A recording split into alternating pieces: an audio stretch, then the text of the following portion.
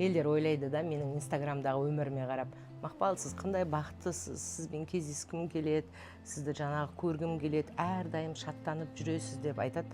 Мен айтқым келеді, Жанбота, мен саған официально заявляю, менің де жылап өмірден баз кешіп, пластом жатып қалатын кездерім бар.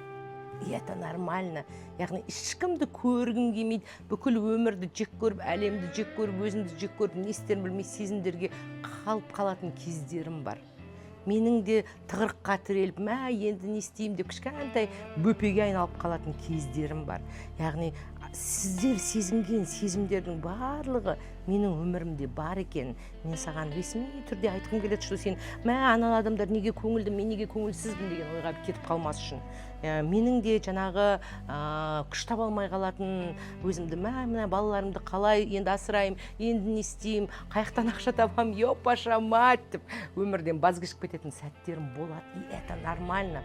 Просто сол кезеңде менің просто бір ерекшелігім, наверное, ол сезімдерді правильно проживать ете алатындығымда шығар.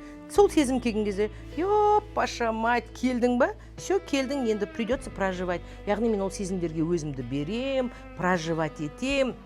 Ол сезімдерден өзімді биіктетем, и содан кейін істеймін, шығып алам ана іннің басынан. Сөйтем де ары қарай өмірге қарай кетем. Одан кейін қайтадан келіп ол ескі Мақпал мені алып ұрады. Қайтадан ё-моё, қай уақыттан келіп қалғанын өзім білмей қалам. Одан кейін оны мен қайтадан сол алып ұрған жерінен басымды шығарып алып, әйтеуір проживать етіп қайттан шығам. Сондықтан нормально.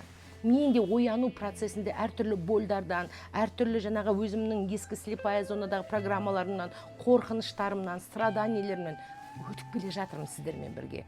И сол арқылы мен күнделікті оянып келе жатырмын. Оянған сайын ішімдегі діңгегім, Құдайға деген сенімім, өзіме деген сенімім ұлғаюда. Каждый раз ананы артқа тастаймын да қайттан деп ауа жұтып бір жақсы болып қаласың бір-екі күн, бір-екі ай. Одан кейін қайтадан ё-моё алып ұрады. Одан кейін қайтадан осылай келе жатырмын. Сондықтан не переживайте, я с вами, мен сіздермен біргемін.